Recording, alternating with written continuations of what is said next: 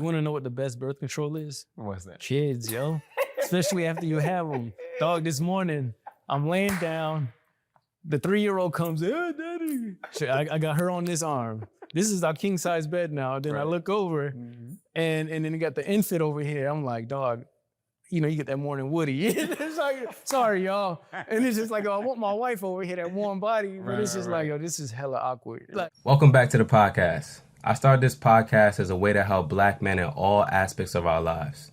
Studies show on average we lose 2.8 years of our life when we're under heavy stress. And I think we can gain those 2.8 years back if we express ourselves healthily. Stick with me as I interview therapists, doctors, advocates, activists, and friends about how we can be better as Black men and as a Black community.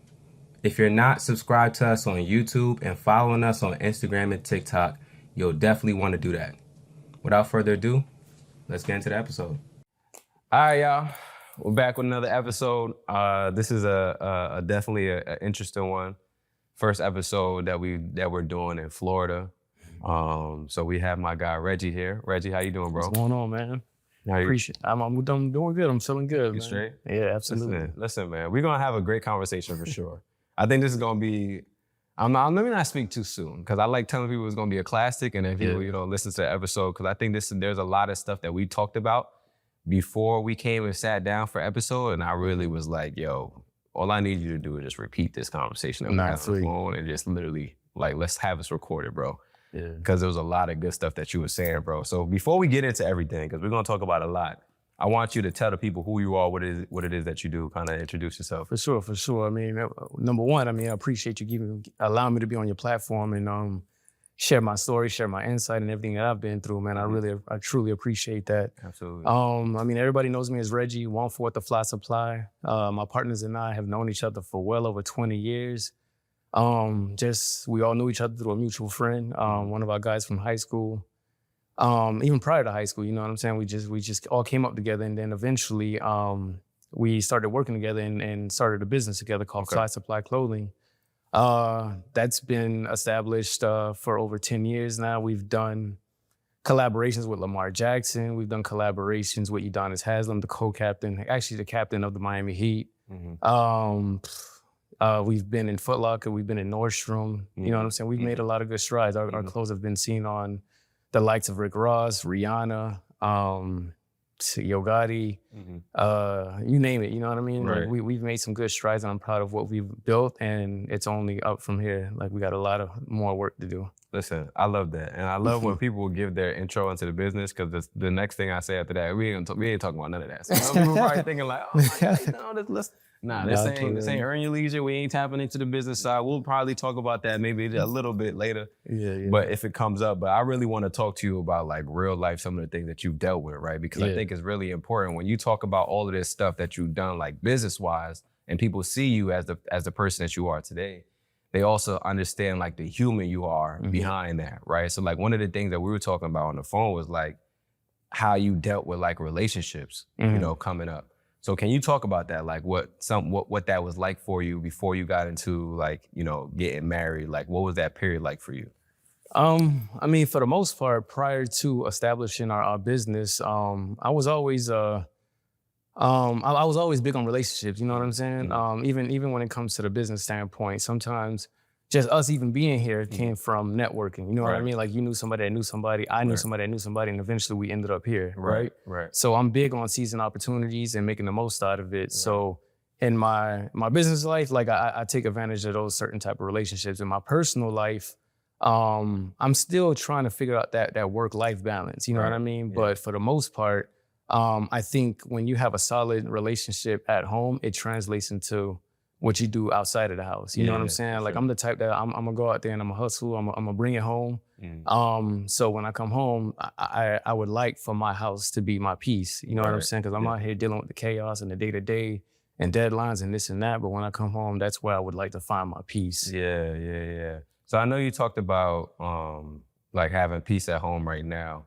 I know that probably wasn't always the case. Nah. Right? So let's talk about what it was like for you. We could deep dive into that. Yeah, let's deep dive into that. Go straight into it, right? Yeah. What was that like for you when you had a period where you were in a relationship, but it maybe you were messing with the wrong people or you were Yeah. messing with too many people at the same time? For sure. Right, like what was that period like for you? Prior to being with my wife now, my amazing wife, Danny, I was actually, you can say I was with my high school sweetheart. Okay. You know what I'm saying? We was kids.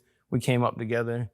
And I knew early on that it wasn't maybe the right move to even take it to the next level as far as marriage. Right. But she came from a super broken home. You know what I'm saying? And I felt like, man, if I stuck it out with her, then eventually she would grow into what I know her full potential would be. And the biggest advice I could give anybody is never marry for change, man. I'm not here to do no pity party because I had my fault in some things on why we never worked out and continued on with our marriage. But for the most part, it was a situation where I knew it wasn't the right thing to do, but I was so deep into it that I was like, okay, we here now. What's the worst that could happen? And the ultimate worst happened. You know what I'm saying? We ended up, I ended up filing for divorce. It actually took me longer to get divorced than I was actually married, man. Really? Yeah. It was, she just drug it out. Forensic accountants, not one, but two. You know what I'm saying? Going into all their accounts, tried to sell a marital home behind my back. And that's only because I put her on a deed of the house to build her credit up. Come to find out, she was trying to sell a house behind my back. Called my lawyer. We did an emergency motion to stop the sale of the house. It was crazy, man. Held her down, held her family down. But I got naturally a big heart. You know what I'm saying? If I win, I want to see everybody around me win, especially my significant other. Right. And like I said, I'm not gonna sit here and paint myself as the perfect dude. Yeah. We were both young. I didn't know who I was yet. I didn't know what I really wanted to be yet. I was always a hustler. Yeah. You know what I'm saying? I always wanted her to be my partner in everything coming up. And she was just more of a lackadaisical person, you know what I'm saying? And just took things as they came. But I was more of a go-getter and wanted to establish generational wealth early. You know what I'm saying? So I gave it a full blueprint, just wasn't following it. And long story short, we ended up divorcing, you know what I'm saying? Filed for divorce. It took a minute to happen. And I think the reason why I stuck so long with it is because I wanted a two-parent household. I never really saw what that was like growing up. I never knew my father. You know what I'm saying? Eventually, my mom, when I was in second or third grade, my mom eventually met my stepdad. Awesome dude. Showed me how to provide. And showed me how to just go against the grain no matter what and just continue to put your family first. The only thing I don't want to say I wish I saw, but the only thing I really didn't see was that love in the house. Not that they were always beefing or nothing like that. It was just that coming from a Haitian household, I feel like sometimes it's like a business relationship. You know what I'm saying? And that could be, I've heard that from my Jamaican homies too, and this and that. It's just that, not for the most part, but my particular situation, they get together, they have the kids. Now you put them kids to work, go to school, do this, become this. But I didn't really see like the affection. And I really, my mom and I make it a priority to tell her I love you every time I leave a house or before I hang up that phone. Because we never did that. You know what I'm saying? And I can't say I did that with my dad because I ain't know the man. But my stepdad, he was just more into like, yo, let's get this done. Boom, boom, boom, boom. Got a roof over our head. The love was there, but it was never said out loud. It was never really showed until I got older. And I started setting that foundation because I'm big on that now. When I drop my son off to school, I'll be like, I love you, little man, Hey, let's be great today. You know what I'm saying? My daughter, I look her dead in the eyes. I'd be like, love you. And you know what I'm saying? I tell my wife, I love you. Because those are the things I never really heard. Even my homies, that's something that we really don't even say to each other. You know what I'm saying? So like I tell my boys on the phone, man, I love you, dog. Like, you know what I'm saying? And this and that, because you can't get that time back. And as I don't mean to keep rambling. No, you good. Talk. But as I'm getting older, a lot of people are checking out. You know what I'm saying? Like permanently. And it's just like, damn, only if you had that time back.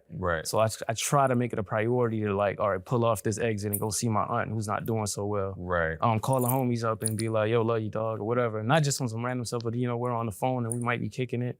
But let me just let you know how I feel about you in real time and not when I'm laying down there or you're talking over me. You know what I'm saying? Like we gotta start telling people how we really feel about each other in real time. I think that's very important, bro. I tell my bros I love them all the time because I think, one, we as black men don't hear that. Nah. a lot, you know, especially from other black men, right? Like, Facts. black men don't really tell His black name men, like, is yeah, corny. Yeah, like, bro, what you The first thing I'm like, man, you gay? Yeah. What's wrong with you? Like, right, we go straight into that, and I understand why we do that because of the socialization. But I just think it's so important. Like, if you have a friend that's really been there for you, that like has really held you down, that's a good person, a good man. Like, we need to hear that. Like, I have a friend. I was thinking about as you were talking. I was thinking about him for two reasons. I'm gonna talk about the second reason now. I'll get into the first, and we'll get back to the conversation. But the second reason is because he's a good man. Like, and when I just think about like a friend that I actually like love and mess with, that's like the first person that I think of. His name is Dimitri. Really good dude, bro. Like, type of dude that I'll be like, if I'm flying to New York and I haven't even told anybody I'm about to be in New York, I can hit him up within 30 minutes of landing, and I know he will drop whatever he's doing and come. You know what I'm saying? That like that type of dude, that one of those people that's like really going solid. Exactly, solid dude, reliable, dependable. You know, if you hit him up to ask him to do something, he's going to try and make sure he could do it. And if he can't do it, you know for a fact he really can't do it. Exactly, he really can't do it. So the first reason why I was thinking about him is because there was something that you mentioned earlier about like not wanting to like have a broken home, and that being the reason why you stuck it out a little bit longer with your ex-wife. Yeah. And I think about him and his situation a little bit. And I know that's kind of something that he has in his head right now. And so like I just want to know like what I guess helped you or propelled you to make that move. Like, you know what, this reasoning for staying is not enough. Yeah, it took me long, man. I'm not gonna say I had that epiphany and then I woke up one day. It took me damn near 15 years to wake up. Because like I said, we were high school sweethearts. I knew it was broke from it even starting. You know what I'm saying? But what took me long to wake up one day and realize that this just ain't it, is that our son, you know, our beautiful son, just turned 12, my little man, Nate. He was young when all this was going on. Yeah. And I stuck it up because I wanted him to see a 2-parent household. Right. You know what I mean? But sometimes when you're sticking it out, you think you might be doing something positive, but it actually could be detrimental. Right. Not to just me, her, but especially him. He has no business seeing his parents going at it like that. The lack of affection and just not being on the same page. Right. So I decided, man, I just woke up one day and I was always surrounded by some solid dudes and a good family structure. You know what I'm saying? I didn't always have my father growing up. I mean, I never had my father growing up, but I had great examples of strong men, whether it was my uncles, my cousins, you know what I'm saying? Even the women in my wife, they were really the pillars of and the foundation of my family. Yeah. And they showed me what it was supposed to be like in different aspects. So, I just woke up one day, I was like, nah, this ain't it. I filed. I made sure that everything was in line so that nobody got blindsided and this and that. I just made sure I took care of myself. And I stopped pouring into everybody else and I poured into myself, realigned my goals and my structure as far as how I wanted to see my life. Yeah. And ultimately committed to just dissolving this and starting a whole new chapter in my life. Yeah. Now, and it's fearful because the voice feels like you failed. You know what I'm saying? That's what I was experiencing. Like, damn, you know, we did all this and then everybody's just, and now you failed on a big public stage because, you know, you got family, you got mutual colleagues and friends and this and that. But you gotta like really wipe that up because this is your life. You have to live it. When it's all said and done, everybody goes home to their house. Everybody gonna gossip about you anyway. Right. You know what I'm saying? Whether you're up or down, everybody's talking. But you have to live your life for yourself. Yeah. And that's what I did. I basically started pretty much all over. Like I said, I ended up moving back in with my parents. Okay. How old were you when you moved back in with them? I was like 20, big age, man, 28, 29. Grown ass man. I had to like reestablish everything. The marital house was gone. Sold it for pennies. You know what I'm saying? Yeah, and I don't even want to tell you what kind of equities in that house right now. Oh, you know what I'm saying? Every time I pass by, because you know I'm into real estate, so I'm passing by and I'm just like, damn. We just left. All I can see is a bag. Yeah, but it is what it is. You know, I got back into real estate. I bought some more properties early, and you know, I lost everything that I worked hard for at that time, but I got it all back in 6 months. Like no BS. I turned everything off. I turned the world off. I got off social media, got back in the gym. I remember these words from my boy Steve, who was like, Reg, man, you're gonna be straight. I was on the couch just like feeling sorry for myself. He's like, yo, like you want a banana a day? I was sick, man. I was like, man, this ain't life. You know, I'm used to being that dude or whatever. I'm back home in my parents' house. So he got me back in the gym. We started getting it in together. And then one day I was at my dad's house, my parents' house, and I was just laying down, just looking at one ceiling fan go, the blade, one blade going round and round, just thinking about life and where I'm at. And these words always stick to me. He said, look, man, you're not the first person to go through this, you won't be the last. And he said a lot without seeing a lot. And I just popped up. Everything I lost in 6 months, I got it back and then some. I just locked in, zeroed in. And maybe that wasn't really the best method to overcome what I was feeling, because I buried myself into work. And I dedicated all my time to my son, every free time that I had into my son. And you know, I just buried myself into it. But I don't know if that was really the best way of coping with what I was dealing with. Because I'm naturally a hustler. So when I lock in, I'm gonna just have tunnel vision. But you know, I got it all back. I bought a new crib. I'm in this big ass house and I'm still feeling sorry for myself. You know what I'm saying? I come home, I'm smashing everything in sight. I'm hitting everything inside. I'm playing Russian roulette with my life. I'm gonna keep it super real with you. I'm doing wild things. You know what I'm saying? I'm single. I'm making mad money. I bought a crib. I got this investment property. I'm back up, but I'm still not. But what I realized I was doing, I was just filling a void. I was conquering somebody's daughter. I was conquering this mom over here. But I come back home and I still feel empty. So what I did, I recommitted myself to myself. And then I just started moving right. You know what I'm saying? So how did you know you were filling a void? Like what made you realize like, okay, something about this ain't right? Because I know a lot of guys would be like, no, this is right. This is of course. You know, when you're in it, you feel right. Exactly, but then there's this thing called post-nut clarity, man. I was like, yo, I'm wilding, man. I'm like, yo, I'm bugging. Like, what am I doing for real? So you know, I practiced something, semen retention. I just fell back. You know what I mean? And I just it was either work, hustle, build a business, take care of my son obviously first, and work out. And then out of the blue, man, I get this text from my wife now. I didn't even know I still had her number locked in my phone. That's how far in between we were. Like it was just done. And she always left a major impression on me. Why is that? Because she don't think about now. I know you know her now. What were you thinking back then? Like, why did she leave an impression on you? We just had natural fun. I wasn't here to impress nobody. She didn't care about cars and none of that bullshit.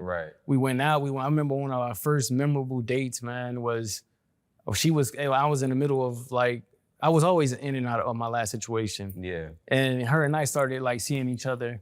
One of the most memorable times that we ever had was she came to the crib and mind you, it was platonic. We never messed around, did none of that. And that's how I knew I liked her. Because I was like, I'm not even trying to. I just want to hang out with you and we have a good time. For real. And I remember we were coming home at my last crib and there was a Christmas tree outside the door, just hanging like on the door outside the house now. And she's like, why you got a Christmas tree out here? He's like, I don't give a fuck about Christmas. And I was going through it with my ex. She wasn't even in the house. And I had a Christmas tree just propped up on the outside of the door. And she's like, nah, let's put it up. So we put it up. It was just me and her. It had the music going and we just decorating the tree. And that was just such a, it was such a therapeutic moment for us. You know, just kicking shit and just having a good time. We could have gone to any fancy restaurant, could have been to any rooftop in Miami or wherever, one of these fancy little dates or whatever. But nah, we was building and setting up a Christmas tree and just having great conversation.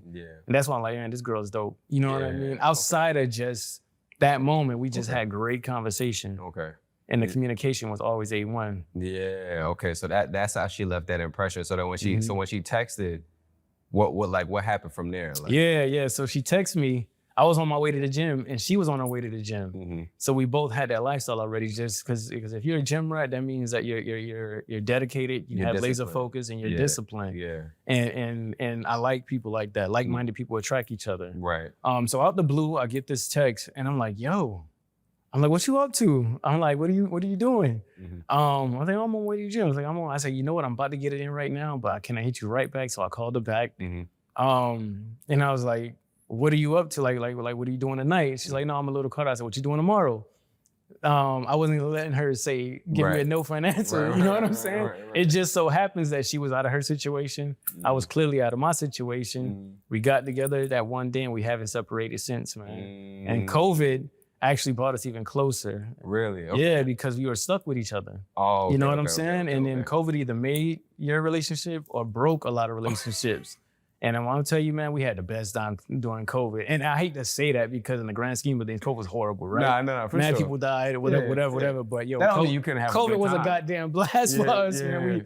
We had a ball, man. Like we was just getting to know each other, the new version of each other. You know what I'm saying? You knew Reggie 10 years ago. I knew Danny 10 years ago, but then collectively, we just came together and just realized it just cemented. And you know what was dope about it and why I feel like we work is the foundation was already there. She wasn't a random chick that just looked the part or whatever. There was already an established friendship there. And and you know what? I remember why her and I never worked out or never took it to the next level. Why is that? Is because I was on the phone. I remember this day like clear as day. I was on the phone with her while I was, dating her, but I was still in a relationship with my ex. Not that she was a second girl, but we were always off and on. Right. And there was downtime. We never lived together yet. Yeah. And I was like, look, she's talking about killing herself. I gotta stick this out. Like I'm on this side. Like I just feel like I gotta be there for her. Yeah. He's like, well, I ain't playing second to nobody. And she kept it moving. She had respect for herself and was like, nah, I'm not playing the fence. You do that and best of luck to you. You're right. Years later, I don't even regret that because everything I went through made me appreciate what I have now. Yeah. I don't feel sorry for myself. I don't feel none of that. You know what I mean? So you needed to go through that. Yeah, I had to. Yeah, sometimes, bro, like, even my girl right now, like, we broke up when we was in high school. And that was probably one of the worst periods of my life when we broke up in high school. Cause I remember, I was like, yo, this is, I knew I was right.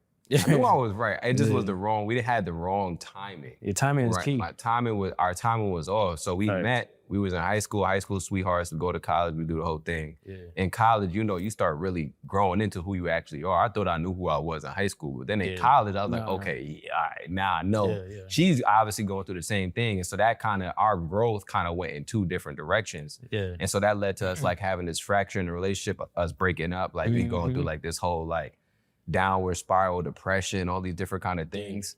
Then I hopped into another relationship because I was you talk about filling the void. For me, I didn't like mess with a bunch of different women. I just wanted to mess with one woman. So I just hopped into another relationship after that. And then I know you talked about COVID, building your relationship. COVID broke my whole relationship all the way from the second relationship all the way down, bro. Found out shorty cheated on me in the middle of COVID. You know what I'm saying? I'm like, how you cheating in COVID? Why are you cheating? This is crazy. You got no business being outside like that. You got no business cheating right now, For real. This is the one time you should be like, you know what, let me stick with my thing. But obviously not, right? So COVID happens, but all of that was a blessing, bro. I always tell people, like, me being cheated on at that moment, of course, I did not feel like it was a blessing. I'm like, what the hell is going on right now? Yeah. But it was a blessing because what you talked about earlier, like being in a relationship because you want the potential of that person versus what they're showing you. That's what I was in at that moment. Like, the shorty I was with, she kept telling me, like, yo, I don't want to have no kids. I don't want to get married. And I'm like, I'm going to change her mind. Like, I'm a good dude. Like, she gon' I was at there. some point in time, she gonna see that she's wilding. And that never happened up until the point that she cheated on me. Like, she still had that mindset. And so me getting cheated on helped me to realize, like, yo, bro, you don't need to, first of all, you never even should have been in this relationship in the first point. True. In the first place.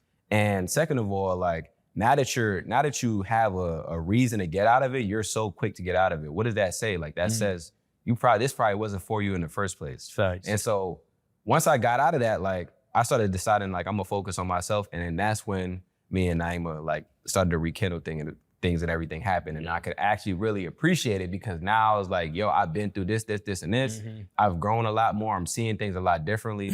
And we had that same type of like, oh, you're going to the gym too. Like, oh, I'm in the gym now too. Like, I've gained some weight. She's lost some weight. Like, we're both working on our goals, working on things together. Like, we're in different parts of our lives, but we're like focused on our careers and stuff. And so like, what you were talking about with like being aligned and things just kind of like falling in place and working, that timing is so important, bro. Like, if you don't have that timing down, you can find the right person, but it won't be if it's not the right time, then it just won't work out. And that was what happened with me, bro. But I want to talk to you. I want to ask you, because I think you went through something that's a lot of guys go through, like that filling the void season.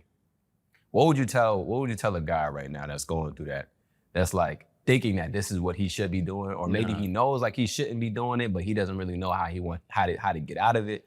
What would you tell him based on your experience? And you just said the key word, man. Experience is the best teacher. Okay. You know, something is not a mistake if you keep doing it over and over again. There's no such thing as just the same accident over and over again. You got to eventually learn from it. And not ignore the red flags. Okay. Don't ignore the red flags, even the ones you put out there. You know what I'm saying? You really got to like get back in tune with yourself. Right. In order to, because here's this thing that I even tell my wife now. Sometimes she's with it, sometimes she's not. Okay. It's like, and I got this advice from another married couple. It was like, you're not here to make anybody else happy. It's not your sole job to make another individual happy, especially a significant other. What you're here for is to make each other happy. Right. You know what I'm saying? If somebody's already in a depressive state, is not they're at 100%, it can't be your job for the entire duration of that relationship or marriage to constantly be like, yo, okay, well, what do you need? What else can I do for you? That's not your job. Your job is to make, of course you want to do those little things and big things, but your sole purpose can't be to just make that individual happy. You guys can come together and make each other happier. You know what I'm saying? Okay. So you really got to find happiness within yourself. You got to be content with the person that you see in the mirror. You know what I'm saying? And then from there, I think that's when you're willing to pour into the next person and give them the best version of yourself. Right. You know, the period of time where I was just trying to find that replacement and find the next magic and just do it all over again. Yeah. And possibly be in a whole nother divorce because I'm just jumping into the next thing, trying to replace this. Yeah. But I realized I was just out here wasting somebody else's time, wasting my time. And taking on soul ties, you know what I'm saying? Yeah. Taking on the energy of other people that's not really there. And then at the time, you know, from the outside looking in, they're looking at me as a catch or whatever, or I'm looking at them as a catch, but we're not mutually making it work and building a solid foundation. Right. We're just, I know, for me, I can't talk for somebody else. I was just trying to fill a void, you know what I'm saying? And just find that replacement ASAP, right? As opposed to just turning it all off, turn off and don't worry about what everybody thinks of you. Right, it's irrelevant. It doesn't matter. You have to live your life. So I got rid of all those misconceptions and the notions of what people were thinking, and I just lived my life for me. And then the right person came into my life. You know what I'm saying? We would constantly orbit each other. We'd be in the same places. Yeah. But wouldn't even know that we were in the same. It's just later on as we're having conversations. You was there too. You was at this concert too. But it just was never the right time for us to eventually come together and build this union that we have now. Right. You know what I'm saying? You know, that's so interesting, bro. When I talk to people about like relationships and stuff, it's always, I think a lot of times what I hear from people is, I started focusing on me and then things aligned. Yeah. You know, and I think it's easier said than done, because when you're in a season, like I remember being single. I'm like, bro, I gotta get me. Yeah. Yeah. Man, I was in my head, I'm like, yo, bro, I gotta get my girl.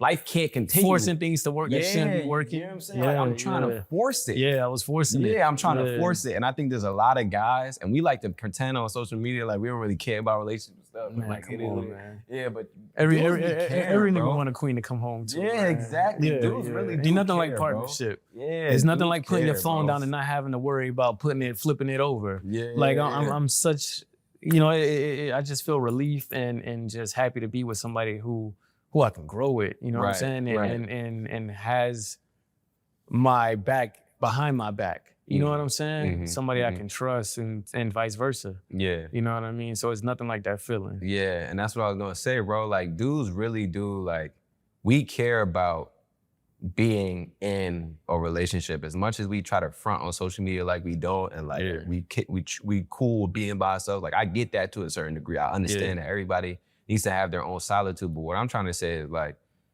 we do care about being in relationships. Right. That is a motivator for us. That is a driver. That is something that creates sometimes fear and anxiety in us that leads us to either force something or stay in something that we shouldn't stay in because we're like, yo, I don't know if I'm gonna be able to find something else. Yeah. And I think what you're saying and what I'm saying is, like, sometimes you gotta be able to say, yo, I'm cool with just being single and not focusing on finding a relationship. And then in those moments when you actually start to focus on yourself and be disciplined, that's when things start aligning. Like, listening to your story and listening to what I just said earlier about, yo, after I got cheated on, I was like, yo, bro, I'm good. Yeah, I'm straight. Let me get into therapy. Let me start talking to my therapist. Yeah. Let me start focusing on myself. I'm going to the gym. I'm back in the crib now. I'm talking to my parents and stuff. Like, I'm getting back in tune with myself. And then that's when things started to align. Like, that's when Naima hit me up and I'm like, all right, let me see if I want to actually, let me have a conversation with her, see where she's at. And then things started to actually You did the work out. on yourself already. Exactly, You know bro. what I'm saying? But if I hadn't did that, we would definitely not be here. Like, we definitely would absolutely not be here. same. Sure, But if she met the earlier version of me, just trying to fill a void and just conquering everything out here, then you know what I'm saying? I would have wasted her time and she would have wasted my time. You know what I mean? Because I wasn't giving her the best version of myself that she deserved. Right. You know what I'm saying? And like you said, man, a king ain't complete without his queen. You know what I'm saying? There's no such thing as being a king out here with a solid queen. Yeah. Every great civilization had a queen, man. And you know what I'm saying? You always have that person that's gonna be a number one cheerleader. It's gonna build you up. When you're up, it's always good. But when you're down, that's when you see who's really riding with you. Right. You know what I'm saying? So, but none of that happens if you're not right within first. You have to build yourself up first and be ready to, like, make sure your soil is fruitful to grow. No, that's a fact, bro. And I want to ask you, because I know you went through your own healing journey, especially after going through divorce. Like, what were some of the biggest things that you realized as you started to go through, like, your healing? Post-divorce or during the process? Like, what was one of the biggest realizations that you had about yourself or, like, marriage or divorce? Ironically, man, when I got divorced, I told myself, I'll never do this again. Oh, you never get married? Yeah, I said, I'll never get married again. I'm like, yo, I'm on child support. I literally pay for everything. You know, I handle all the medical. I have them more nights. You know what I'm saying? I'm paying for private school. And it's just, this system ain't set up for us. I'll never put myself in this situation again. But the right person that comes along will make you forget about all that. You know what I'm saying? And again, going back to that experience, just knowing what to do, what to look out for, and having tough conversations. Okay. I think that's what our biggest thing was with Danny and I, is that we dealt with things in real time. And we had tough conversations, you know what I'm saying? We had conversations that maybe we didn't really want to have at that moment, but you know, that it gave us clarity, as opposed to everybody just walking around and just orbiting each other in the house. Then you become roommates in your home. Right. Nah, you gotta let's have this conversation. Let's run that back. Like what'd you mean when you said this? Right. Okay, but the respect has to always be there. Right. Without respect, there's nothing. I tell my boys this all the time, man. Once a girl loses respect for you, it's a wrap. It's hard to be like, okay, now I'm gonna respect you again. Nah, it's a wrap. Yo, I've realized in my last situation, I got off the phone, I was like, yeah, shorty don't respect me. It hit me. I was like, this girl got zero respect for me. I was like, damn. And that's when I had that opinion, like, yo, it's done. But Danny and I, we have that respect for each other. We'll never cross those lines. We'll never say the worst things just to say it in the moment and circle back and have sex and act like we just fixed the problem. No, all you're doing is just putting a Band-Aid over a bullet wound. You really gotta like hone in, and sometimes it's not the right time to have that conversation. Hey, give me a little bit of space. Oh, let me just give you some space. Let's bring it back down, and then let's have this conversation. But we're not gonna sweep it under the rug like it never happened. We have to have those conversations. So I think communication is always key. And in any new relationship or any relationship period, you really gotta like communicate with each other. Other than that, everybody's left with assumptions. Yeah, nah, man, that respect bar just That respect is key. Yeah, man, you got me with that. And I was thinking about my past. The respect gotta be there, man. Yeah. I would hang up the phone sometimes. She would probably bang it on me. I was like, yo, shorty just hung up the phone in my face. And that's like the ultimate sign of respect. She really don't care about Yeah, it. she was just wilding. Yeah. Just tripping. Yeah. Tripping, coming home when it felt like, I'm not, hey, let me tell you something. We met in the barbershop, right? Yeah. And the barbershop is the universal place where all men, it's our therapy zone, right? Like our barber probably know more about our lives than sometimes our homies do because you know that's our guy. Yeah. Like, yo, how you doing? Yeah, let me tell you about this, man. But like you and I met in a barbershop, ironically, right? I would be in a barbershop in my last situation and I would hit a horror stories. This is prior to me having a kid. This is prior to me being married and all that. And even while I was married, like we weren't even bad yet. You know what I'm saying? But I would hear the horror stories. I hear dudes saying, yo, I'm left with 13 cents on my paycheck after child support took it all, or she won't even let me see my kid. And dog, she's wilding. Yo, I just caught her doing this. Yo, I would hear these niggas and I became niggas. Like straight up. I was like, yo, I'm niggas. Yo, I was like, yo, I'm really living this life that I used to hear about, man. But you know, once you accept the situation, I never live with regrets. I just move better. And you know, I own it, man. I'm transparent. Like the only way you can give your boys advice is if you just be honest with them. And be like, yo, yeah, she violated, man. But I also stepped out of my marriage. That's not, even if I wasn't happy, I should have just deaded it. You know what I'm saying? Two wrongs don't make a right. You know, I stepped out. I wasn't happy. You know, the attention that I was wanting was being given to me in different areas of different people. And I did that. You know what I'm saying? That wasn't right. You know what I'm saying? So, but like just going back to like two wrongs don't make a right. You really gotta like own it, sit in it, acknowledge it, and then just pivot forward. So what do you feel like you do now that in your past marriage, like y'all didn't do enough, and that makes your relationship now more healthy? I know you're talking about the communication. Is there anything outside of that? Communication, respect. Is there anything else on top of that you guys are doing now that you feel like has made this a lot more healthy versus your past marriage? I would say giving each other grace. Okay. You know what I'm saying? My wife taught me that. You know, like everybody's going through something. Even your partner may be going through something. And she helped me establish this in my business relationship. Not to stay on that topic too long, but you know, sometimes you would be like, yo, why can't X, Y, and Z happen? Or why is this person not really seeing that? But you don't know what that person's going through outside their home, outside of the business, or outside of the office. You know what I'm saying? You can't just jump the gun and just jump on somebody's throat and be like, yo, just get this shit done. You don't know what's happening. Have you had that conversation with them yet? To be like, yo, why are you lacking right now? Or what's really going on? So she's allowed me to give other people grace and in turn give her grace, you know what I'm saying? Had back-to-back kids, had her two beautiful daughters, 3-year-old and an 11-month-old. Like that's literally back-to-back, you know what I'm saying? She's feeling not like herself right now, and there's times where I can see that she's not as enthusiastic as I once met her at times. But for the most part, we always get right back to where we need to get. But I've instead of me projecting on how I feel or whatever the case might be, I just give her grace. I give her some time, and then we circle back. We have those conversations at the dinner table and be like, you know, babe, like just have a girls' night out, or let's do this. Let's have a date night. Let's. You got to put that effort. That's what I've been doing in this new chapter of my life with this relationship and marriage. It's just you got to put in that effort. There's that cliche saying, marriage is work. It doesn't have to be work, but you can always not repeat what wasn't working. You know what I'm saying?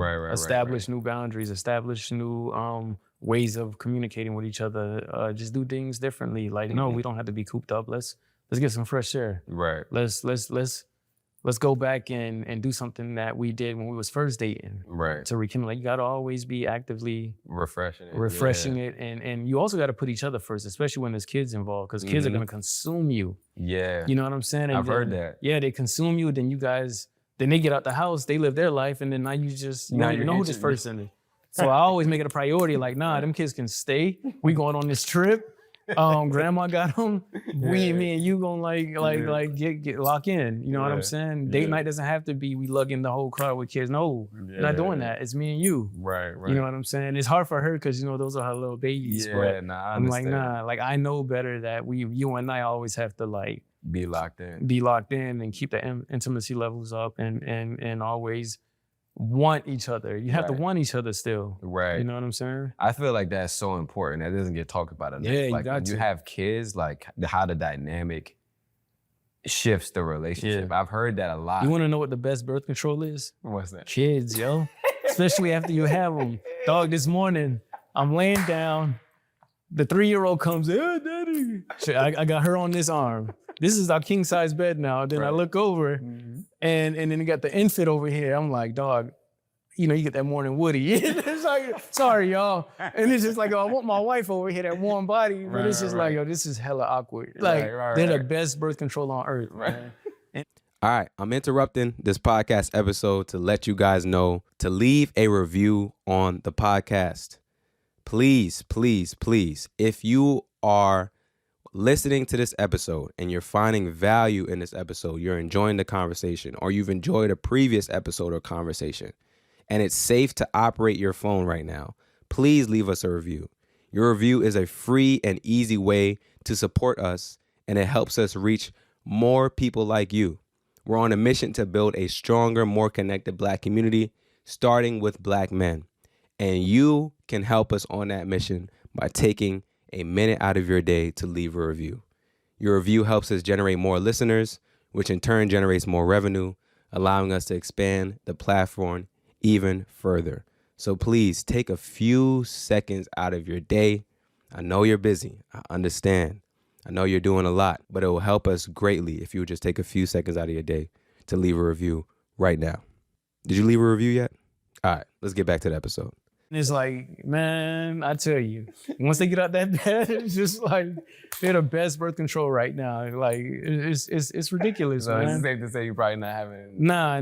I'm done with kids. She wants one more, but I'm just like, she wants one more. But I'm like, yo, these kids. Listen, you done. Yeah, You done? I'm done, man. You not negotiating? Nah. Well, I told her, man, like if we do, it'll probably be the baby of the family. Right now, but I'm super done. I wanna spin the globe and let's go over here and travel and kick shit and like we used to. But right now there are blessings. I can't complain at all, man. Life is good. But yeah, them kids, man. Nah. They Listen, different. Me and my girl don't have kids right now. I know we're in a place right now where we could definitely have kids. We be straight, all that kind of stuff. Yeah, but I'm just not in a place to have kids right now. Like, I feel you. I don't want to bring kids into everything that I have going on right now. And I've had this conversation on a podcast before about talking about, I talked to my pops about it. And it's so interesting seeing, like, my pops is African, he's Ghanaian. Okay. So you're Haitian, right? Haitian, yeah. I can imagine your upbringing is probably a little bit similar to mine. Your parents is probably, telling you, like, don't get no girl pregnant. Yeah. Chill out, relax. And then you got to a certain point where they see you as, you was taking care of yourself, and then they start asking now, you how we looking. Right. Yeah. When are we gonna have little Reggies running around? Yo, I tell my and you're like, yo, this 2 years ago, I know. just telling me not to just telling me not to do this. Yeah. When did this switch up? You know what I'm saying? And so my pops is so interesting. Like, I was having a conversation with him. That's crazy. Literally, he was telling me, like, yo, bro, just if you have kids right now, you be straight. I'm like, bro, what are you talking about? Like, what are you talking about? It's a whole life, man. Yeah, like, nah. And I understand what he's saying because I know what he means. Is like, yo, bro, you're in a position right now where you're responsible. You're financially independent. You can take care of a child. Sure. And I'm like, yeah, for sure, I definitely can. I just don't want to bring a child into this right now. And like when I hear stories like what you're talking about, not to say it deters me from having kids, it just kind of reaffirms the thought process because I know for a fact, like if I wake up and I had 2 kids in the bed with me, and all I want is Naima, I'm going. It's pressure. Yeah, it's pressure, man.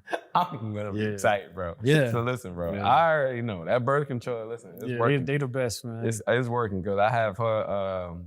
Her nephews will come over. Her nephews and like her nieces, like her aunt, like her sister's kids will come over sometimes, and I'll just be like, listen, beautiful kids, love them. Yeah, it's like, yeah. But take it Gotta back. go after this. I feel you. I need 3-4 hours. Yeah, it's pressure. Yeah, Take some up out of here, bro. They're definitely blessings, man. Yeah. But I encourage anybody to have them when you're officially ready and with the right person, man. Right, yeah. For real, yeah. you can't. I mean, life is life. You know what I'm Right. saying? You can't really predict where life is gonna take you, but be very intentional with who you're having kids with, man. Nah, absolutely. It's very important. So on the topic of kids, bro, I want to talk to you about co-parenting a little bit. I always like talking to folks about that that dynamic. I know you've been through divorce and y'all have one kid together, or how many? One. My Okay. son. Yeah, have one My kid ex, together. Yeah.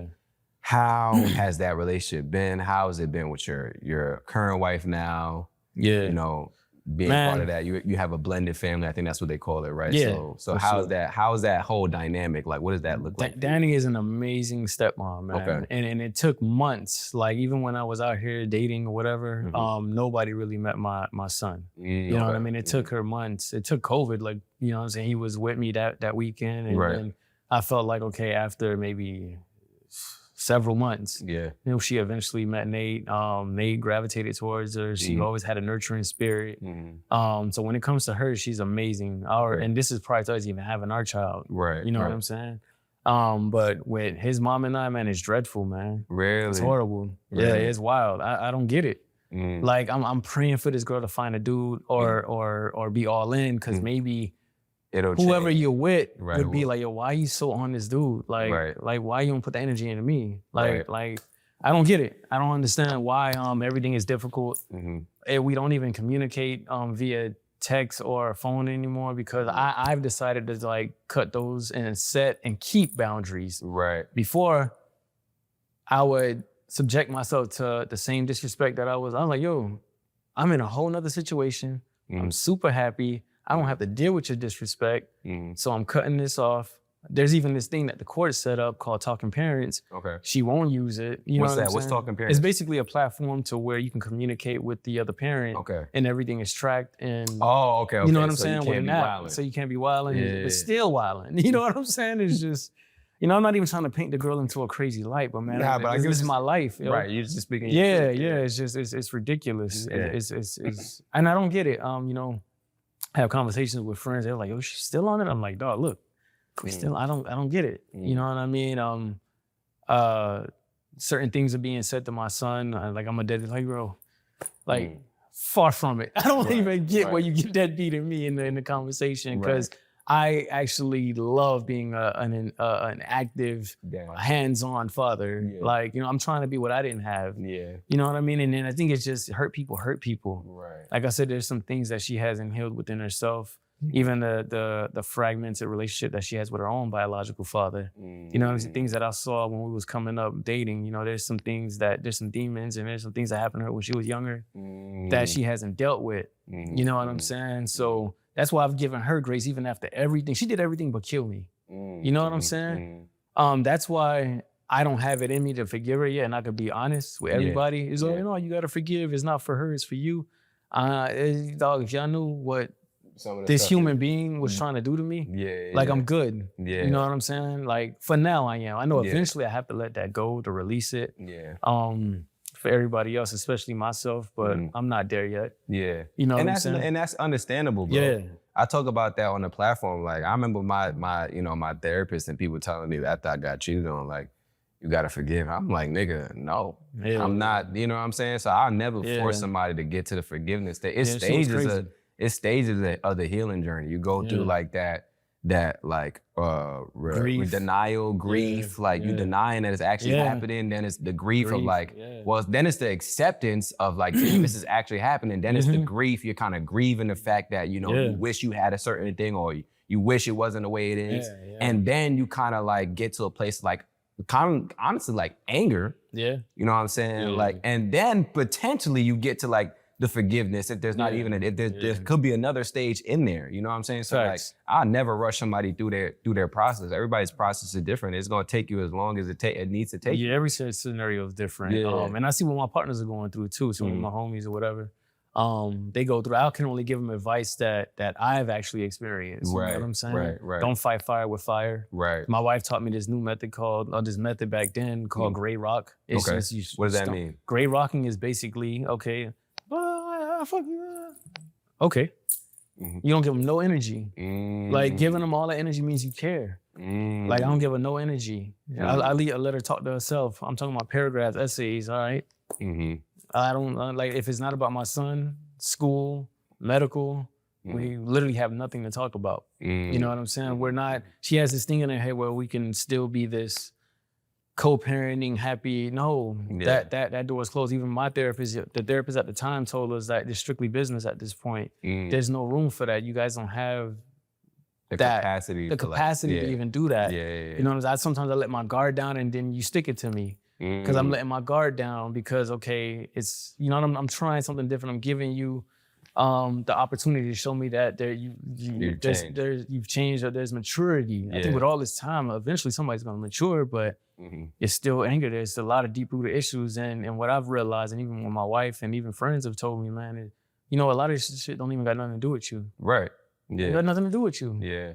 I'm just the easiest punching bag for you because you want access to me. You know what I'm saying? And then, you know, I left that situation and then everything went up from there. You know, I got remarried. You know, I'm clearly happy. Right. You know what I'm saying? Right. So, and things ain't really ironing out how you thought it would be. The grass ain't really that green. Right. It don't make me feel good because I need you to be the most healthiest version of yourself for my little man. Right. So, yeah, it hasn't been the healthiest. So I've decided to just fall back from that, and then it's not my job to fix that anymore. Right. Yeah, that's a you job now. So my number one priority is my family and my little man. Nah, I understand that for sure, bro. Like, man. It's crazy. And the thing that you said about the gray rocking, like, I know people will probably think, I don't know what people would think, but I'll let you know, like, I've had conversations with a life coach that literally works with blended families, that works with folks that are like in high conflict, like, co-parenting situations. And what she told me is literally the same thing that you're doing. She was like, yo, you're not supposed to give no energy to that. Like if they're insulting you, like all these different kind of texts, like you don't give no energy into that because a lot of times what that person wants is the response. That's like they're doing that because they want the response. Textbook narcissist, man. Yeah, they want the response. Anything in their power.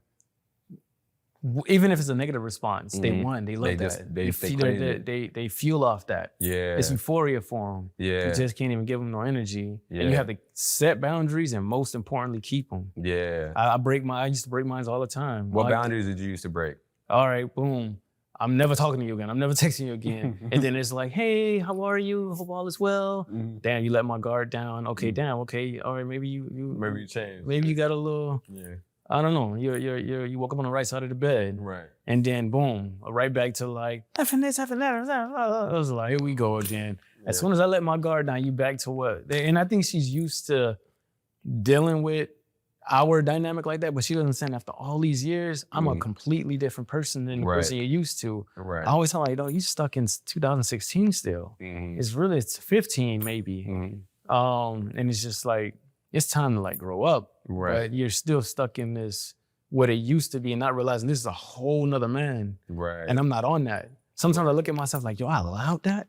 Yeah. You know how many times I've sat back and I thought about scenarios that I put myself in. I was like, dog, this new person here would never even come close to that. Never, bro. Like, a stranger can't play with me like that. Yeah. Like, let alone my significant other. Yeah. Like, it was crazy. Like, the level of maturity that I did and the self-growth that I had to do. Yeah. I don't even know who that person was. Bro. Straight, I violated myself. Yeah. I look at myself like, oh, you's a whole clown. Yeah.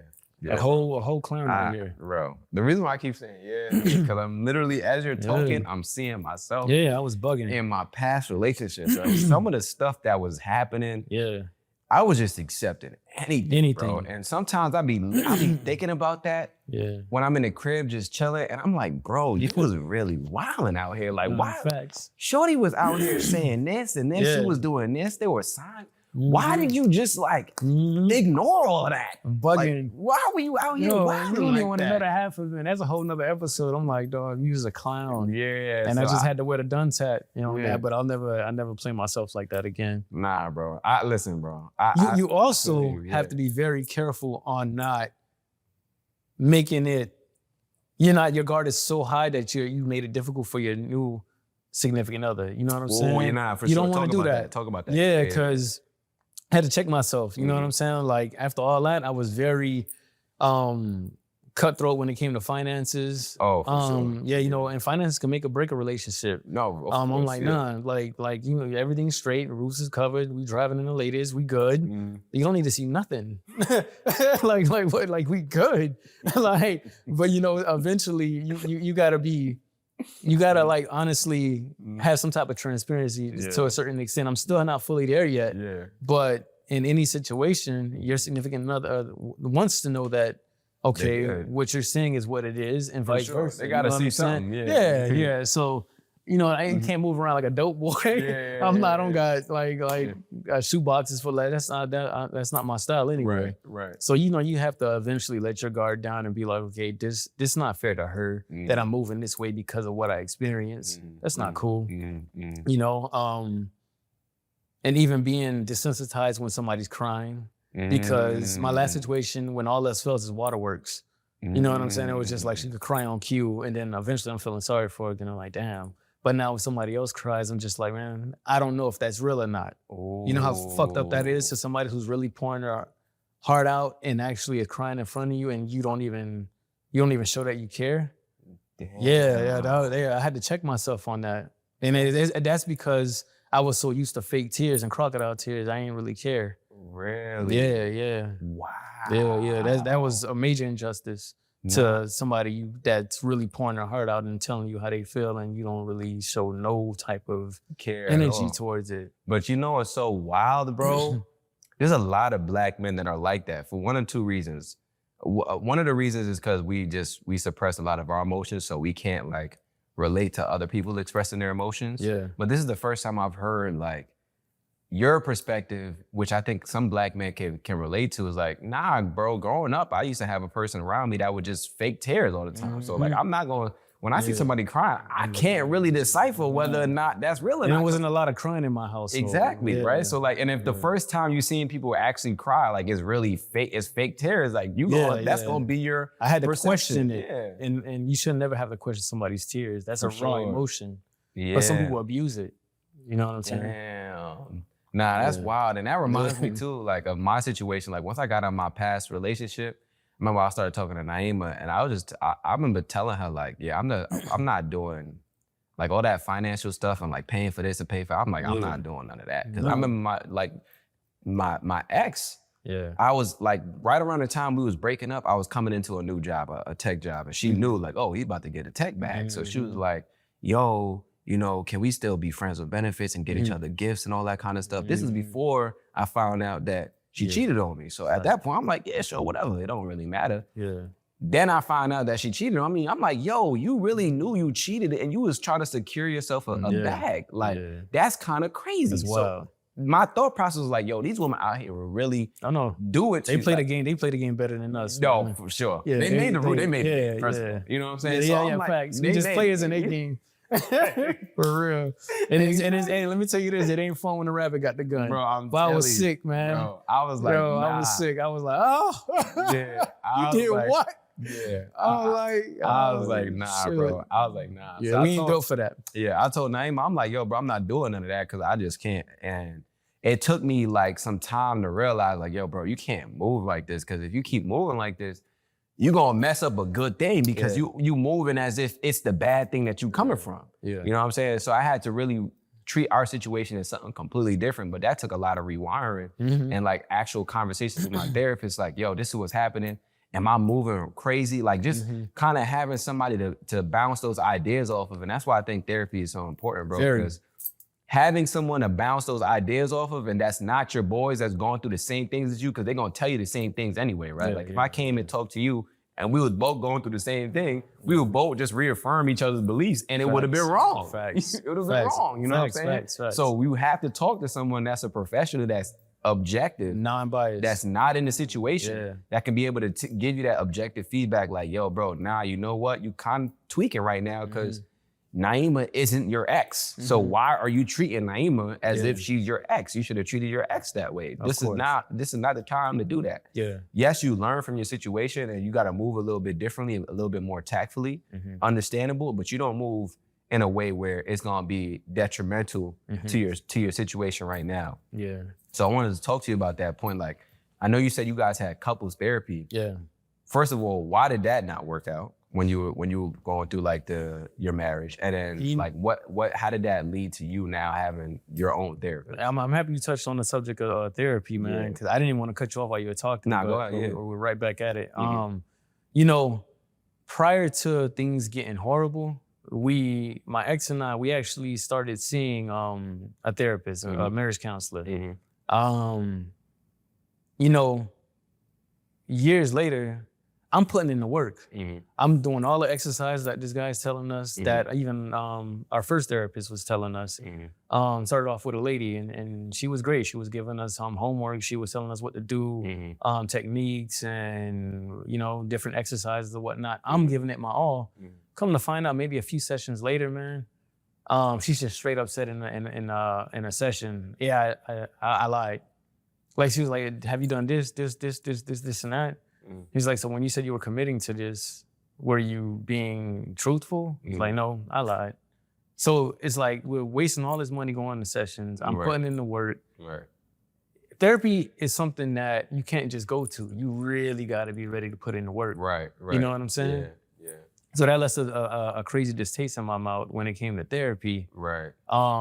But I knew that it was still a good thing because that was the first time where you can talk to somebody outside of your friends, outside of your family circle, outside of your network. Yeah. Half the time, sometimes they're gonna tell you what you want to hear if you ain't really got solid people in your circle. Right, for sure. Or they're gonna give you biased advice because they want the best for you anyway. Right. Or they might not even ask these questions like, okay, yeah, she did this, and that, but what did you do? Right. You know what I'm saying? Yeah. I got friends that do that. I'm like, all right, man, but what'd you do, dog? Yeah, like, be honest. I hear you, because I've been that nigga too. You know what I'm saying? But keep it G with me. This me on the phone, man. It's me.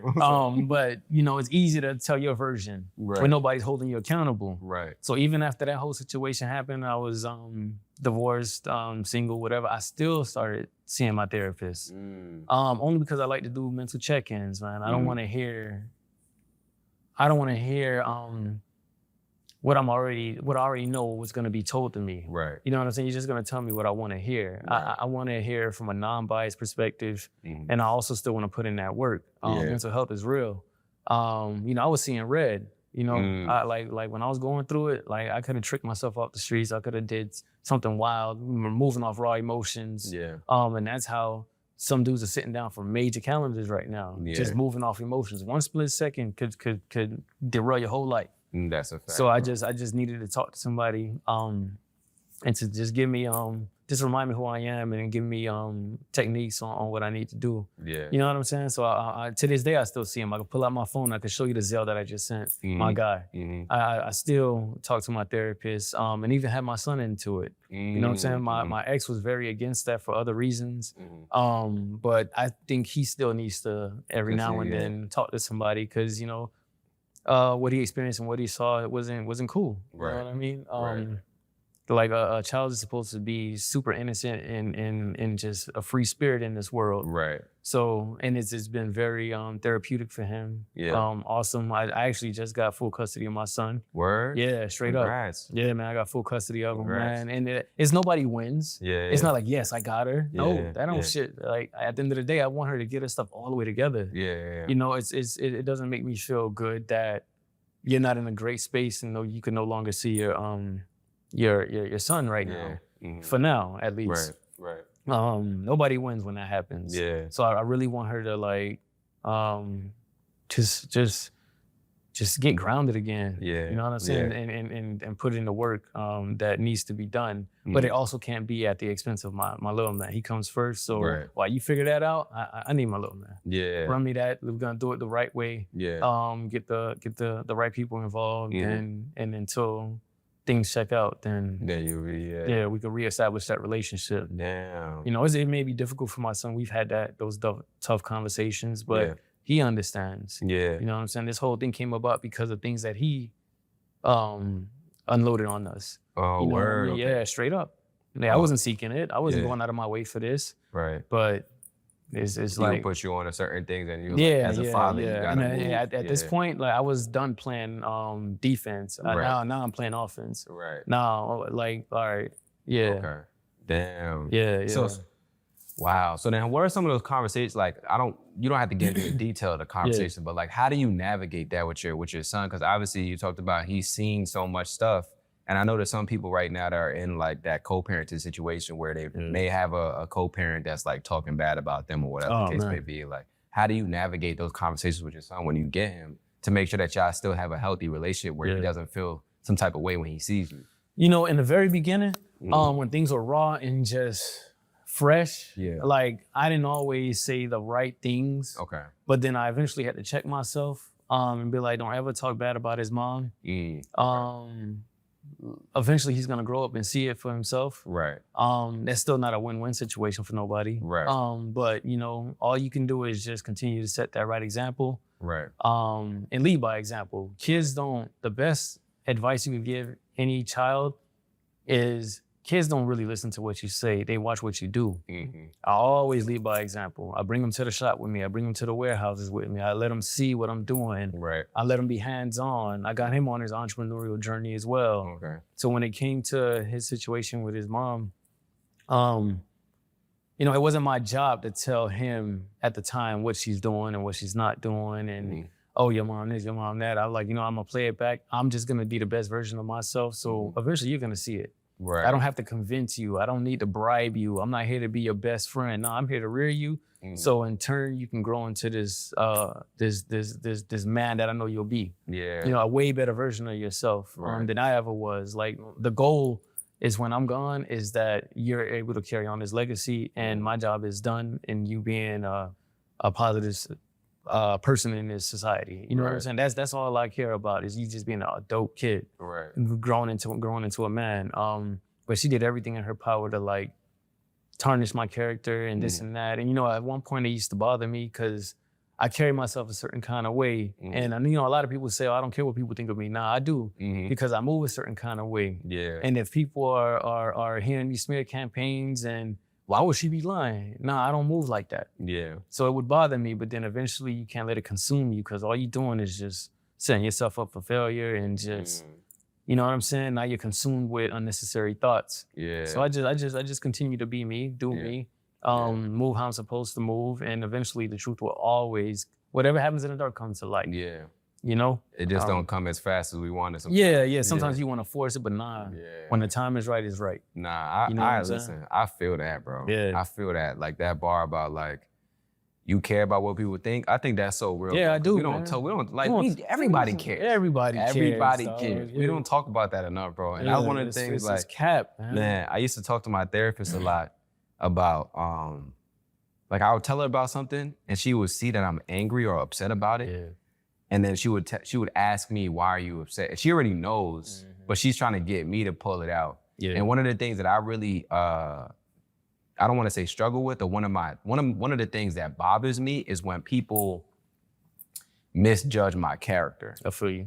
That really Yeah. bothers me, bro. Yeah, like badly, bro.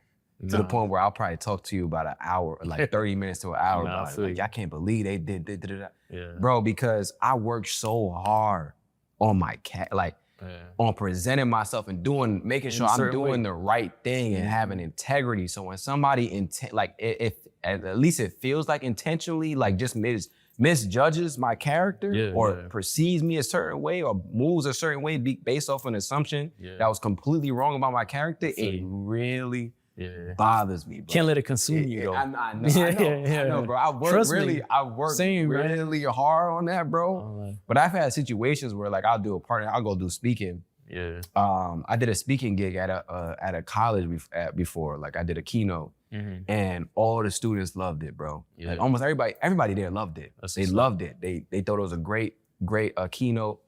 I'm thinking like I just killed it. Like it was great. I get back to the crib and like maybe like a week or so later, they email me like, hey, we just want to give you some feedback, you know, blah, blah, blah, talking about all these different things that really had nothing to do with like the delivery, but like they're just trying to find stuff. And I'm like, yo, this is blatant. Like there's a way in which you give constructive criticism. Yeah. I'm like, this is not constructive criticism. This is almost like a hate email. Damn. Like and I'm like, yo, why are y'all sending this? It was to me? probably ulterior motives. Bro, I'm telling you. Yeah. I know it was because I remember telling them like, yo, y'all couldn't meet my rate, so I need y'all to like put me on to other schools. Like we'll work around it. Like if there's other schools that gonna be in attendance, like y'all could just plug me in. But because I don't know if that was what it was or whatever the case may be, bro. At the end of the day, I got this like whole like hate email, That's like wild. your intentions were wrong and you were doing this and that. Like, because I mentioned like our platform, like we have a platform called Safe Haven. Like I mentioned that at the end, like, yo, I'll give a discount to the students here. They're like, oh, you shouldn't promote that during your keynote. I'm like, bro, but if I had talked about BetterHelp or Talkspace, y'all would have no problem. Of course. Right, but if I'm talking about my thing, that's like you going to give a keynote and you talking about, yo, I have my brand. The same thing okay. And then later on I text you like, yo, bro, why would you talk about your brand? I sell merch too. Yeah, like crazy. that's wild, right? Yeah, So I'm thinking to myself like, yo, that was like for me, that was a moment where I really was upset for a while because I'm like, yo, y'all misjudged my character. Like I literally take a net loss talking about my business here because I'm giving y'all a discount. Yeah. Because I want the students here to be helped. Because I remember when I was 18, 19, and I was depressed in college and I didn't have no resource. Yeah. So it was really bothering me. Like I got that in the email as a response to what I tried to do, what was a good thing out of like the integrity. So I'm saying all that to say, bro, like, trust and believe me. I know, like going through those like character battles, bro, that's one of the biggest things that I have. Because I work so hard to make sure I'm trying to do right by people. And I always I peep when people don't move that way too. And I'm like, yo, look at what this, nobody. And you know what? Human nature is human nature, man. It always kicks in. And then, you know, as entrepreneurs and as go-getters and people, we eat what we kill, right? Like, there's this thing that we suffer with. It's called imposter syndrome. Okay, yeah. You know what I'm saying? I suffer with that. Yeah. Like, but my wife reminds me, like, no, nigga, you that nigga. Yeah. Like, stop doubting yourself. It's just a slow season. Like, no, we're not doing that. No, you that dude. And, you know, and I need to hear that. I told her the other day in the kitchen, man, I was like, damn. It's like, you know why I'm cheesing so? I needed to hear that. I was telling her shit. Like I started doubting myself. Like it's mad slow. It's like we just came off a good back to school season and then holidays looking crazy. But he's like, no, like you that dude. Like stop it. And that's because naturally, we all suffer from imposter syndrome. Some more than others. But if the credentials are there, if the credentials are there, the accolades are there, and you know what's in between your head, in between your ears, nobody can take that away from you. Right, that's a fact. Always got to have ultimate confidence in yourself. Yeah, that's a you know fact. what I'm saying? And we're gonna be our toughest critic because somebody else saying that and they don't even know better. It's just damn, that's gonna like strike a nerve. But bro. you know, but once you in tune and you know who you are, man, none of that shit really matters. Nah, that's a fact. Like, but to a certain extent, we do care about what people think. Nah, absolutely. To a certain level, some more than others, but. Especially when you put in the work. Bro. You putting in the work, man. I'm putting in the work, man. You know what I'm saying? I don't even have to do this, but I'm putting in the work. Right. And that I think that's the differentiator, bro. It's like when you know how much you've worked to be at a position. And we make it look easy. This ain't easy. It's not. It's not. Bro. People don't know. Everybody's no, you know how hard this is? Bro. You know how dedicated you gotta be? You know how much the consistency, the discipline, the editing, the color correcting, the making sure the audio is right. They only see things from a surface level. Bro. Like, but being hands-on and knowing what kind of work this shit takes, you gotta appreciate it. Some people don't appreciate it. So it's easy to criticize because you don't know better. Yeah. You know what I'm saying? No, oh my gosh, bro. You're speaking now. Now we you get don't into even the know. business. Now we get I want to talk about like how we got here too, because I think that's very important too. First of all, we're in the barbershop that we met. Facts. Right? Facts. Universal Caveman. Yeah, right? We're in the barbershop that we met, bro. Like I literally, like to get this place set up the way I needed to get it set up, it took almost like a month's worth of work. Like literally from conversations back and forth. You know, we were supposed to do it like last week and then it didn't end up panning out. But I'm saying all that to say like, bro, like there's processes like to get just one, like just to get one episode, you know what I'm saying? Like, and this is why like I'll see people start podcasts And then they won't even get to like episode 20. And I know why, because I know on the back end, like, bro, it's a lot of work. It looks simple. When you put the reel up and you put the little caption, people are like, oh yeah, I can do that. Like, bro, it's not that easy. And it's not to deter people from doing it. I want people to like pursue it, like definitely do it. I give people my whole equipment list. For sure. I give people everything because I know you having the same equipment and even the same resources is not gonna get you to emulate what it is that we've done, because it takes a lot more than just having equipment. You gotta really be dedicated. We're here on a Sunday shooting 6 p.m. because this is the time that was available. I had to come here at 4:30 to make sure I could set up everything the right way. This whole spot looked completely different. I pulled all this stuff from the crib myself. I had to buy the plants to make sure I covered the white space like I told you. Yeah, we had that conversation. Make sure it's all real spill. Bro, make sure we have everything set up the right way. So like when people see the episode, like that's a culmination of all of the work to get to that point. Just to get to that point. Just to get to that one. And the work don't stop here, because what's going to end up happening from here, I got to break all this down, put everything back in the way it was, put everything back in the car. Chop it up, find the right clips, get the right sound bites. If you got a good Fiverr guy, send it over to him, cut it up. If you're not doing it yourself, bro, it's a process, it's a whole process, and people don't understand it, bro. You got to compress the file. That's one of the biggest things too. Exporting everything. I've been having to compress the, like I was one of the biggest struggles I had, because you'll record a podcast.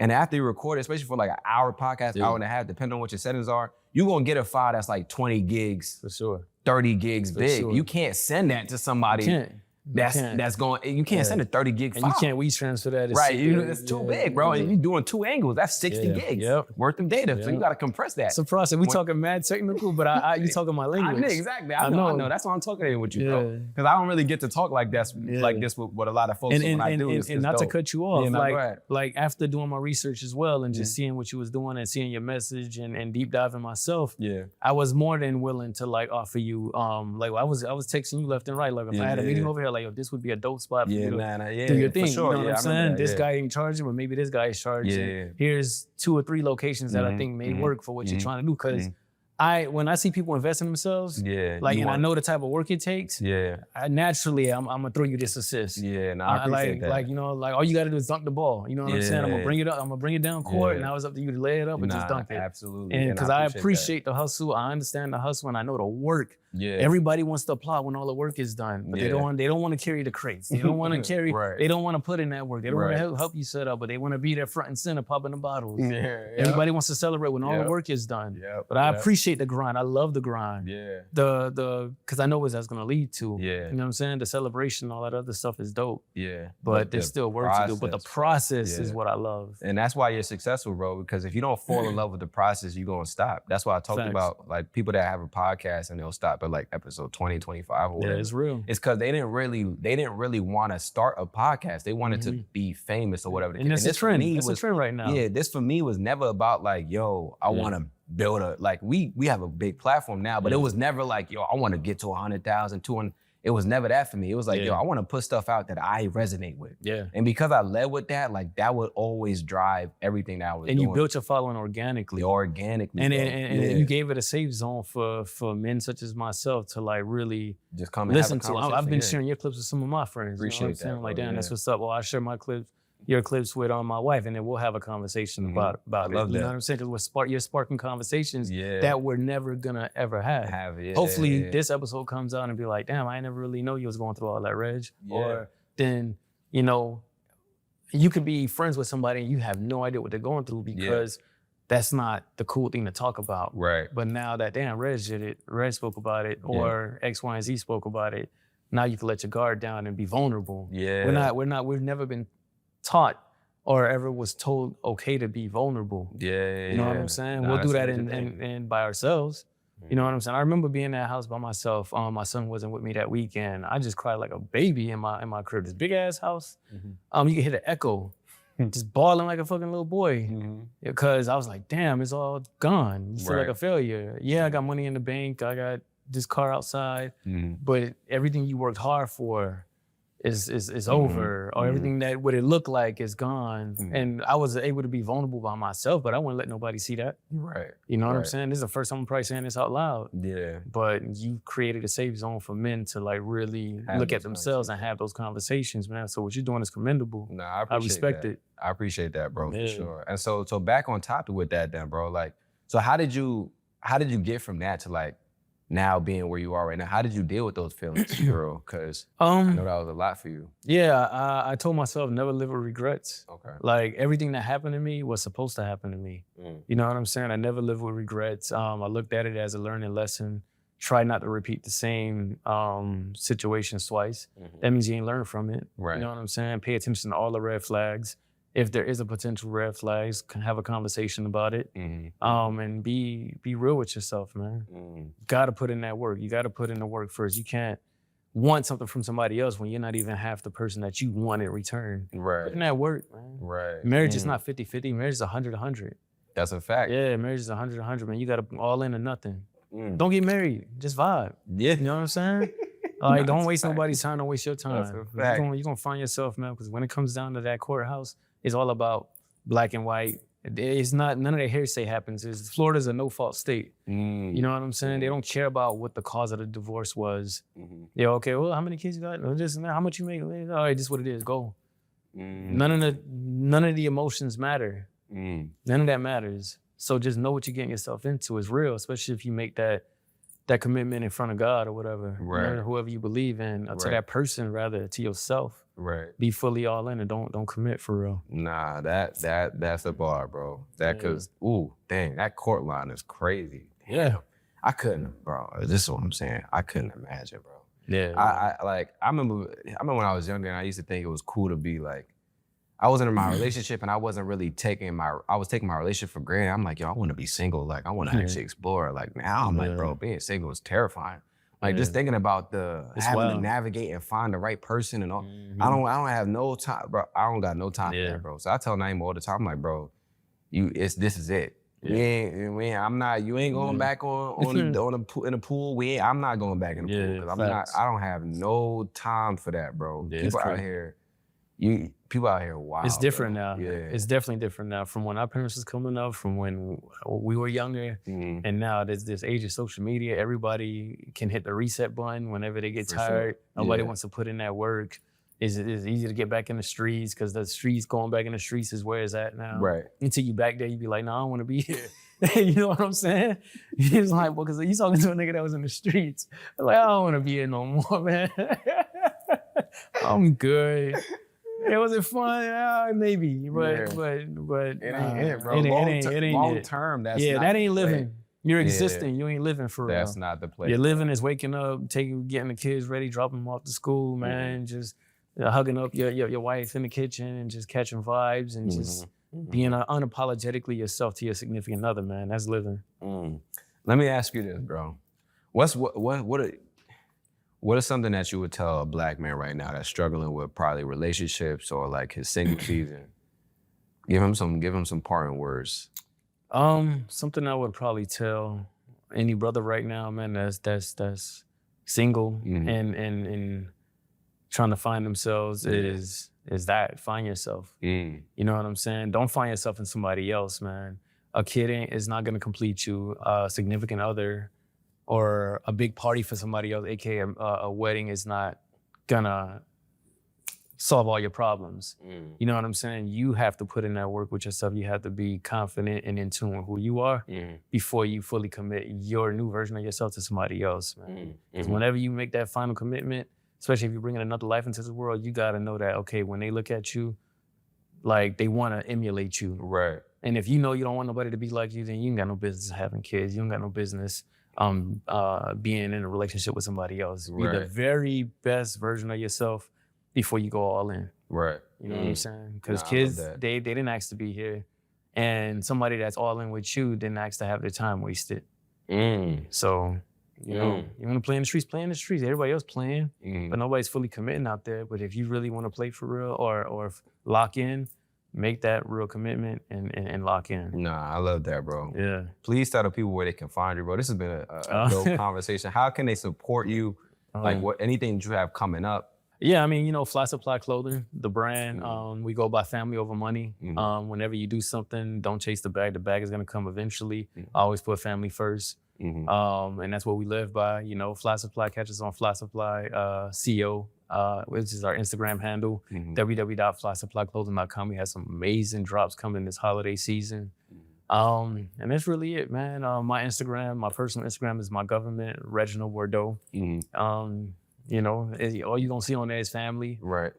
Get into it. Yeah. And business. I love it. That's what I live by. And then I know you said you was in real estate. You got anything that you selling, or you got like? No. Right now we were in talks about selling off some of our investment properties, man. But it makes more sense for us to hold on to them because the equity is there. Okay. The equity is definitely there.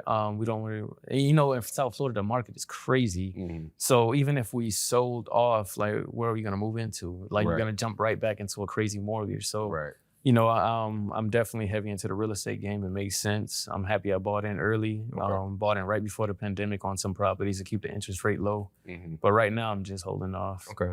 Stock market game, I'm a long-term trader. I don't day trade too much because the way my anxiety set up, I ain't set up for that. I like to just buy a stock and park it and then peek at it in the next quarter. You know what I'm saying? That's just how I move. My anxiety is different, man. You and me both. I got no time to day trade. I respect to all the brothers that's doing it, that's making money. Facts. I got nothing but respect to y'all for y'all. But bro, I buy my 1-2, index fund here and there, tech stocks, and then I leave it. It's facts. Long term. And at most, I'll check on it at the last quarter of the year or maybe every other quarter. But other than that, I'd like to just park my investments and kick my feet up later if they hit. I love it. Reggie, bro, I appreciate you, bro. I appreciate you, man. Thank you so much, bro. Thank you for having me, man. Of course, Brody. For real. Thank you so much for watching this episode. If you are planning an event or you are part of your organization's Black employee group and you are interested in having dope Black mental health professionals or myself come in and do a speaking engagement or a workshop or a keynote address or a panel, please click the link in our bio on Instagram or TikTok, scroll down and click book us for speaking and brand deals and fill out the form available on our website. Once you fill out the form, one of our team members will get back to you about how we can collaborate and create something dope for your organization. This is an unparalleled opportunity. We are currently the largest Black men's mental health platform, and we have a few slots available for our calendar year, and we would love to partner with you to create something dope for your organization if it makes sense for both parties, right? So go to the link in our bio, scroll down, click book us for speaking and brand deals, and fill out that form. If you're not on Instagram, the link should be linked in our description of this episode. And it is also on our website. If you go to expressyourselfblackman.com/speaking-brand-deals. That's expressyourselfblackman.com/speaking-brand-deals. If you are looking for a therapist, a Black therapist, and you've had a hard time finding one, you've jumped from therapist to therapist, or you just don't know how to find a therapist, we are teaching a free webinar. It's completely free, taking you from not knowing how to find a therapist, not knowing where to search for therapists, struggling with finding good therapists for you, not knowing what to look for in therapists, teaching you all of those different things, and also giving you the opportunity at the end of the webinar to be connected with one of our safe haven healers who are Black mental health professionals so that you do not have to go through the struggles of finding a Black therapist alone anymore, right? So if you're interested in that, you want to get connected with a Black mental health professional at the end of the webinar, or you just want to learn how to find a Black therapist by yourself, you can sign up for the free webinar. It's linked in our bio on Instagram and TikTok. You just click that free webinar link once you click the link in our bio and fill out the form. You can also find it on our website at expressyourselfblackman.com/links and fill out the form there for our next webinar session. If you're not interested in any of that, right, but you know someone that may be interested in it, all we ask is that you please share it. If you want some of the merch that we show on the platform all the time, that we're wearing on the platform all the time, you can shop it at shop.expressyourselfblackman.com. And once again, we just want to say thank you so much for watching this episode. Thank you so much for supporting us. Please, if you are on YouTube, leave a like, subscribe, comment. If you're listening to this on an audio platform, please leave a review. It helps us out greatly. Thank you so much for your support. We're wishing you nothing but the best and sending you and your family and your loved ones love and light. Peace. Sometimes I know you feel like you ain't got nobody to speak to. A shoulder to lean on somebody you could preach to. No, you need to hear it, my brother, I love you. We got way too much to live for. We got way too much to live